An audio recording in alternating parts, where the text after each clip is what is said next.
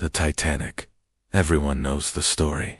The unsinkable ship, the iceberg, the tragedy that killed over 1,500 people on that freezing April night in 1912. We've seen the movies, read the books, heard about the wealthy passengers in first class and the brave crew members who went down with the ship. But there's one story that was buried for 83 years. A story that nobody wanted to talk about. A story about a black man who boarded that doomed ship with his pregnant wife and 2 little girls, hoping for a better future.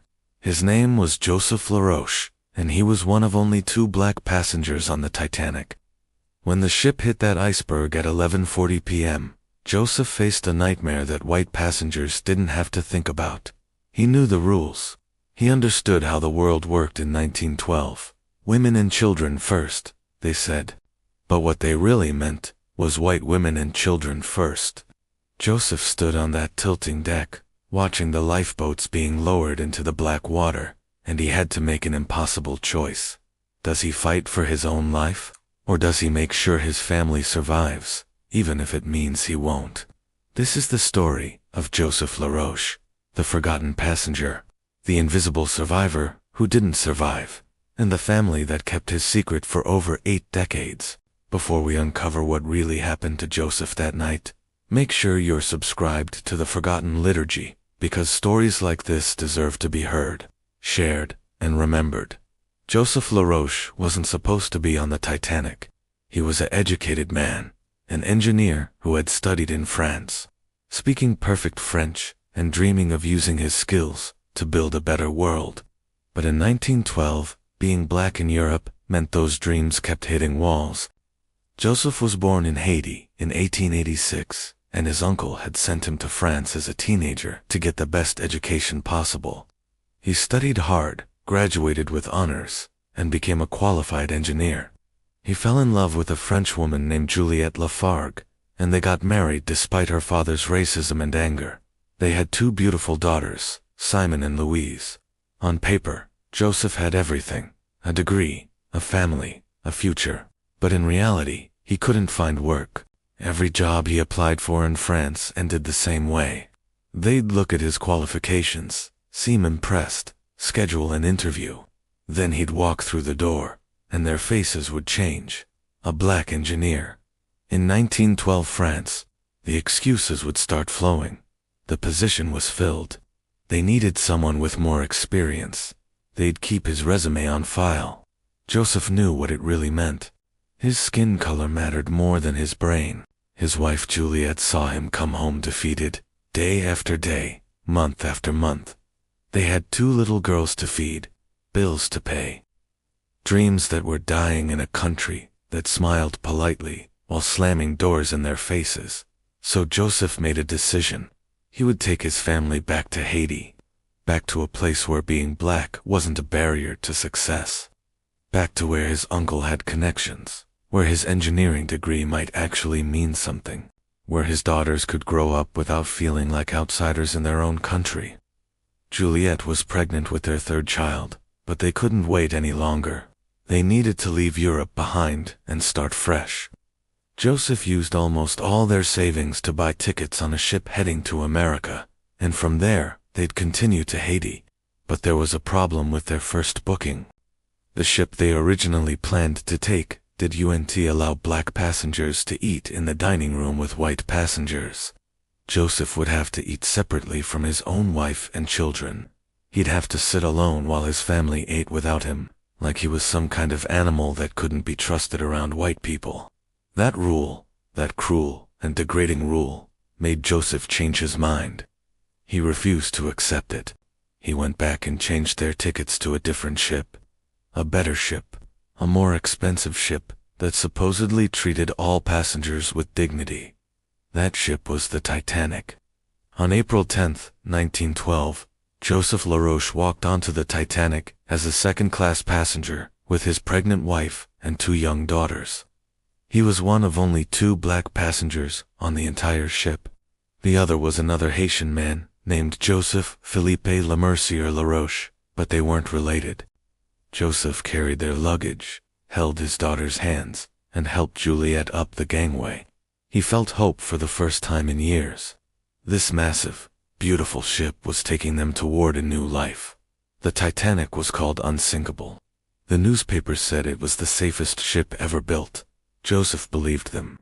He stood on the deck, looked out at the ocean, and thought about Haiti, about the engineering projects he'd work on, about his son or daughter who'd be born in a few months, about giving his children opportunities that France had stolen from him. He had no idea that in 4 days, he'd be dead. The night of April 14th, 1912, started like any other night on the Titanic. Joseph and Juliet put their daughters to bed in their second-class cabin. Little Simon was only 3 years old, and Louise was just 1. They were exhausted from the day's activities, running around the ship's decks, amazed by how big everything was. Juliet was tired too. Being pregnant on a moving ship wasn't easy, and she needed rest. Joseph kissed his daughters goodnight, watched them fall asleep, and felt grateful. In a few more days, they'd reach New York, and then Haiti. Their new life was so close he could almost touch it. Around 11:40 p.m., everything changed. The Titanic hit an iceberg. Most passengers didn't even realize what happened at first.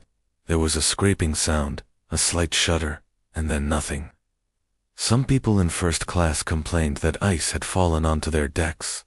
Others thought it was just a minor bump. But Joseph felt something different. Maybe it was instinct. Maybe it was the way the crew members started moving faster, talking in urgent whispers.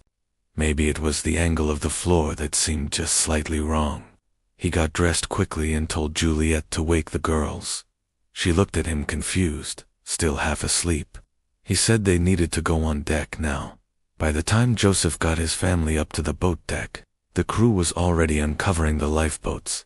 Officers were shouting orders. Passengers were coming up in their nightclothes, looking confused and cold. Some were laughing, thinking this was just a drill.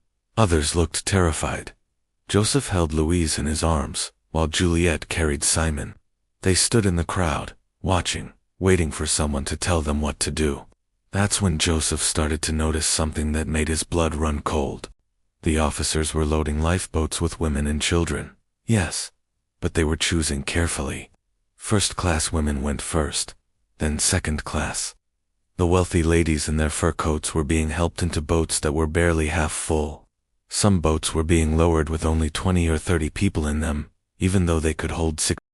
Joseph watched as white families were separated. Husbands kissed their wives goodbye. Fathers lifted their children into the boats, but they did it calmly, politely. The officers treated them with respect. Then Joseph saw what happened when third-class passengers started coming up from below decks. The crew blocked many of them, pushed them back, told them to wait. Some third-class passengers were immigrants, poor people, people with accents and dark skin. Joseph understood immediately. This wasn't just about women and children first. This was about which women and which children mattered most. He looked at Juliet, her belly swollen with their unborn child. He looked at Simon clinging to her mother's dress. He looked at baby Louise in his arms, so tiny and innocent. The ship was tilting now. You could feel it. The bow was sinking lower into the black water. People were starting to panic. There weren't enough lifeboats. Everyone could see that now. The officers were yelling, trying to keep order. Women were screaming. Men were arguing. And Joseph stood there, holding his daughter, knowing that he had minutes, maybe less, to make a choice that would haunt his family forever. He was a black man on a sinking ship in 1912. He knew exactly how this would end for him. The only question was whether his family would survive. Joseph pushed through the crowd with his family. His heart was pounding. The deck was tilting more now, and people were starting to realize this wasn't a drill. This was real. The Titanic was actually sinking. He needed to get Juliet and the girls into a lifeboat before it was too late. He spotted lifeboat 14 being loaded nearby. Officer Harold Lowe was supervising it, shouting orders, trying to keep people calm. Joseph moved toward it with Juliet and the girls. Other families were doing the same thing. Everyone wanted to get their loved ones to safety. When they reached the lifeboat, Joseph helped Juliet forward. An officer looked at her, saw she was pregnant, saw the two little girls, and nodded. Women and children first. Juliet could get on. Joseph lifted Simon and handed her to someone already in the boat. Then he passed baby Louise over. The girls were crying now, confused and scared by all the noise and chaos. Juliet climbed in carefully, her pregnant belly making it difficult. She sat down and pulled her daughters close to her. Then she looked back at Joseph. Their eyes met. And in that moment, they both knew. Joseph wasn't getting on that boat. There was no room for men. The officers were clear about that. Only women and children. Joseph was young and strong and healthy. He was exactly the kind of man who was expected to stay behind and go down with the ship like a gentleman. That's what white men in first class were doing. Kissing their wives goodbye. Smoking cigars. Being brave. But Joseph wasn't in first class. He was a black man in second class, and he knew that even if there were empty seats in that lifeboat, even if there was room, he probably wouldn't be allowed on, not while white men were still on deck. The rules were clear, even if nobody said them out loud. Juliet started to stand up. She wanted to get out of the boat. She couldn't leave him. They were supposed to start a new life together in Haiti. She was carrying his child. How could she go without him? But Joseph shook his head firmly. He put his hand up, telling her to stay. He looked at his daughters, memorizing their faces. Simon's wide eyes, Louise's tiny hands. He looked at Juliet's belly where his unborn son or daughter was growing. He had to make sure they lived. That was all that mattered now. His own life didn't matter if his family could survive. The crew started lowering the lifeboat. Juliet was crying, reaching out toward Joseph. Other women in the boat tried to comfort her. But how do you comfort a woman who's watching her husband stay on a sinking ship? Joseph stood at the rail and watched the lifeboat descend toward the black water. The ropes creaked. The boat swayed. His family got smaller and smaller as they went down. He kept his eyes on them until the lifeboat hit the water and started rowing away from the Titanic. He watched until he couldn't see their faces anymore in the darkness. Then he turned around and looked at the chaos on deck. The ship was going down faster now. The bow was underwater. The stern was rising up. People were running, screaming, praying. Some jumped into the freezing water. Others clung to railings. The band was still playing music, trying to keep people calm. Joseph had maybe an hour left to live, maybe less. He was 35 years old. He'd never see Haiti. He'd never hold his third child. He'd never grow old with Juliet. But his family was in that lifeboat, rowing away from death. And that had to be enough. Juliet Laroche sat in lifeboat 14, holding her daughters tight against her body, trying to keep them warm. The night was freezing. The ocean was black and endless. She couldn't stop shaking, and it wasn't just from the cold.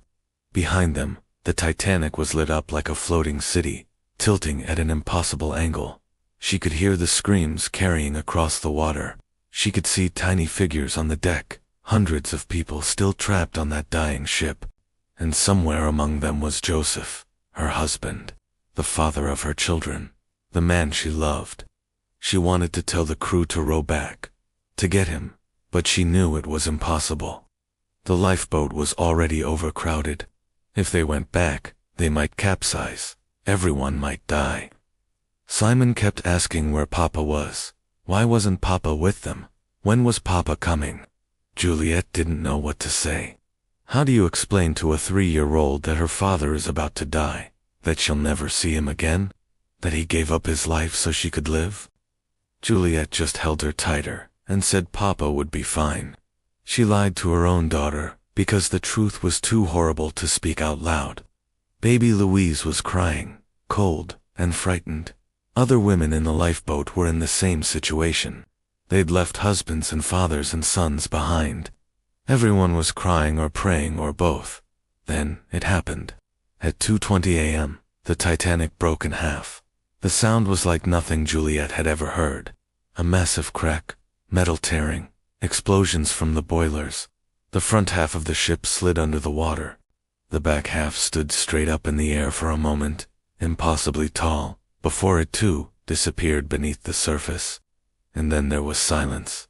Terrible, awful silence, followed by screaming. Over 1,000 people were in that freezing water, and their screams filled the night. Juliet covered her daughter's ears, but she couldn't cover her own. She listened to those screams for what felt like hours, and she knew Joseph was among them. Her husband was drowning in that black water. Or maybe he was already dead. Maybe he'd gone down with the ship. She would never know exactly how he died. She would carry that question for the rest of her life. The screaming slowly got quieter. One by one, the voices stopped. Hypothermia was taking them. The water was so cold that most people died within 15 or 20 minutes. Their bodies just gave up. Juliet sat in that lifeboat, numb and broken, waiting for rescue. She didn't care if she lived or died anymore, but she had to survive for her daughters. For the baby growing inside her. Joseph had died to give them this chance. She couldn't waste it. When the sun finally came up, the rescue ship, Carpathia, arrived. They pulled the lifeboats alongside and helped the survivors climb aboard. Juliet carried her daughters up the ladder, exhausted and traumatized. She was taken to a room with other women, given warm clothes, hot food, medical attention, but none of it mattered. She was alive, but part of her had died with Joseph. A few months later, in December 1912, Juliet gave birth to a son in Paris. She named him Joseph, after his father, after the man who sacrificed everything so his family could live. But even as she held her newborn son, Juliet made a decision that would define the rest of her life. She would not talk about the Titanic. She would not tell the story. She would not relive that night over and over again for curious people who wanted to hear about the famous disaster. The pain was too deep. The guilt was too heavy. She had survived while Joseph drowned. How could she talk about that? For 83 years, Joseph Laroche's story remained buried. Juliet kept her silence, and her children learned not to ask questions. The world moved on from the Titanic disaster. Books were written. Movies were made. Survivors gave interviews and became famous for their stories. But the Laroches stayed quiet. Juliet raised her 3 children alone in France, struggling with poverty and grief. She worked hard to give them the life Joseph had dreamed of, but she never spoke about how their father died. When Simon and Louise grew up, they had only foggy memories of that night. They remembered being cold, being scared, being in a boat on dark water, but their mother refused to fill in the details. The problem was bigger than just one family's silence. History itself was erasing Joseph. When people talked about the Titanic, they talked about the wealthy passengers in first class. John Jacob Astor, the richest man on the ship. Benjamin Guggenheim, who dressed in his finest clothes to die like a gentleman. Molly Brown, the unsinkable socialite who took charge of her lifeboat. These were the names everyone knew. These were the stories that got told over and over. The poor passengers in third class were mostly forgotten, and black passengers. They barely existed in the official narrative. Most history books didn't even mention that there were black people on the Titanic. This wasn't an accident. In 1912, America and Europe, black lives simply didn't matter as much as white lives. When newspapers covered the Titanic disaster, they focused on the wealthy white victims. When survivors shared their stories, they talked about people who looked like them. When memorials were built, they honored the dead who society considered important. Joseph Laroche didn't fit that category. He was black. He was Haitian. He was second class. His death didn't make headlines. No monuments were built for him. No reporters tracked down his widow for interviews. He died and disappeared like he'd never existed at all. Even the official Titanic passenger lists had problems. Some listed Joseph's race incorrectly. Others misspelled his name. Some records said he was from France when he was actually from Haiti. It was like the people keeping records couldn't be bothered to get basic facts right about a black passenger. And because Juliet refused to speak publicly, there was no one to correct these mistakes. No one to say this is who Joseph really was. No one to demand that his story be remembered properly. The silence from his family combined with society's racism created a perfect storm of erasure. By the 1950s and 60s, when Titanic interest exploded again with new books and research, Joseph was barely a footnote. Historians who studied the disaster in detail might mention briefly that there were 2 black passengers, but they rarely dug deeper. They didn't interview Joseph's children. They didn't ask about his life, his dreams, his sacrifice. Meanwhile, white passengers with far less interesting stories were getting entire chapters written about them. The message was clear. Some lives were worth remembering.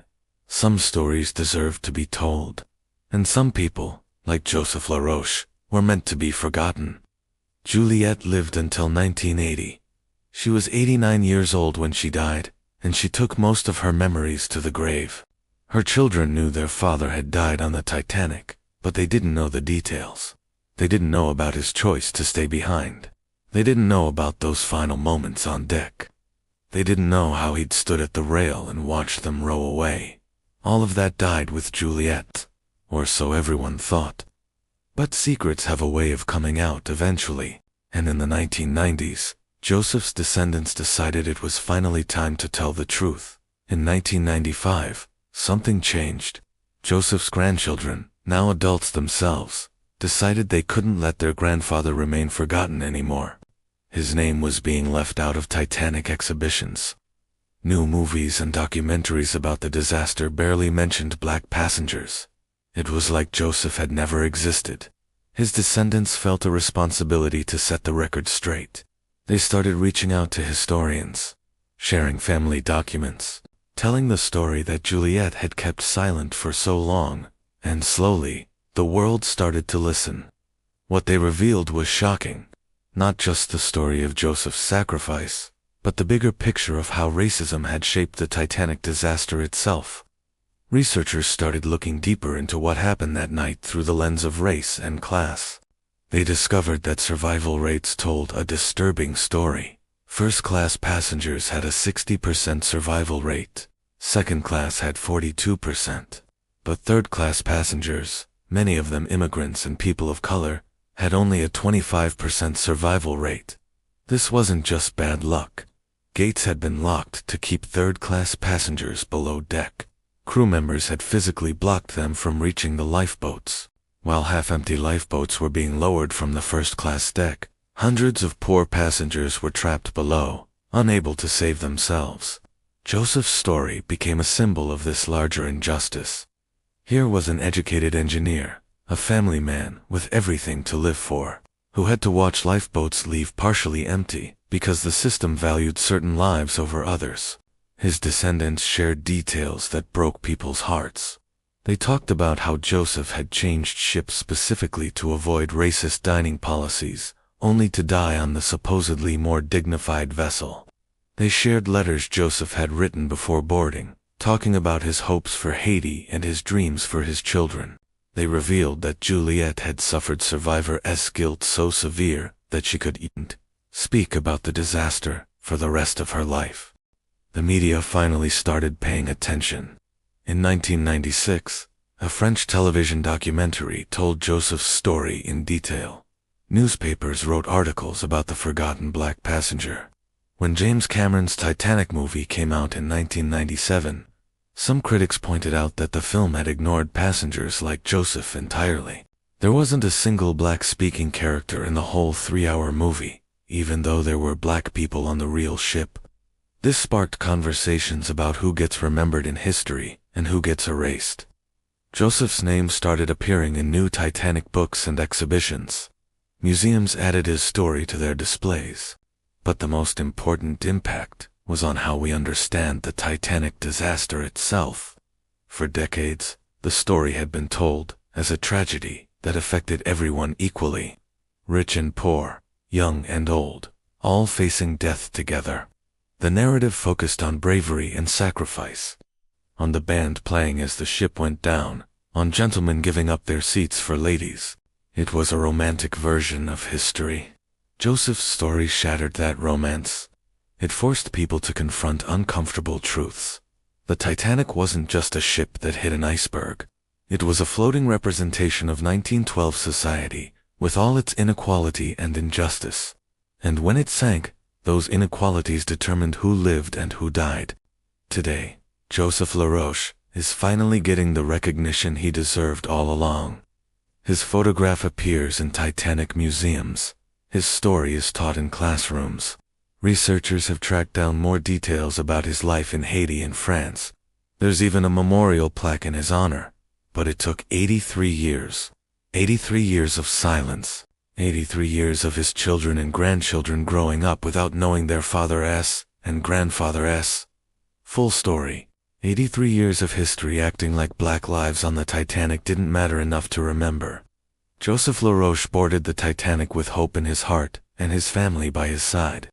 He was running from racism in France, chasing dreams in Haiti, believing that this magnificent ship would carry them to a better future. Instead, it carried him to his death. On that freezing April night in 1912, Joseph made a choice that millions of fathers would make. He chose his children over himself. He chose his wife's life over his own. He stood on that tilting deck and watched his family row away into the darkness, knowing he would never see them again. He was 25 years old, but Joseph's death wasn't just a tragedy, it was an injustice. He died on a ship where lifeboats left half empty, while third-class passengers drowned below deck. He died in a society that valued white lives more than black lives. He died while wealthy white men were treated as heroes for their sacrifice, but his sacrifice was forgotten before his body even hit the water. For 83 years, history tried to erase him. The books didn't mention him. The movies ignored him. The memorials left him out. Even his own wife couldn't bear to speak his name and tell his story. But silence doesn't last forever. Eventually, the truth comes out. Joseph's grandchildren made sure of that. They refused to let their grandfather be forgotten anymore. They told the world about the black engineer who died so his family could live. And in doing so, they changed how we understand the Titanic disaster. It wasn't just about an iceberg and a sinking ship. It was about who mattered and who didn't. Who was saved and who was left behind. Who was remembered and who was erased. Joseph Laroche deserved better than 83 years of silence. His widow deserved better than a lifetime of guilt and pain. His children deserved to know their father's story. And we all deserve to know the truth about history, even when that truth is uncomfortable. Joseph's story reminds us that behind every historical tragedy, there are forgotten voices. People whose lives mattered just as much as the famous names we all know. People who loved and dreamed and sacrificed. People who deserved to be remembered. Today, when you hear about the Titanic, remember Joseph. Remember the man who changed ships to escape racism, only to find it waiting for him on the lifeboats. Remember the father who kissed his daughters goodbye and watched them row away into the night. Remember the engineer whose dreams of Haiti died in the Atlantic Ocean. And remember that it took 83 years for the world to finally say his name and tell his story. That's 83 years too long. Remember his story, share his story, and let Joseph Laroche's sacrifice remind us that even in the darkest times, love, courage, and family can light the way. If his journey moved you, make sure to honor it, like, share, and subscribe to the Forgotten Liturgy, so more stories like his are never forgotten.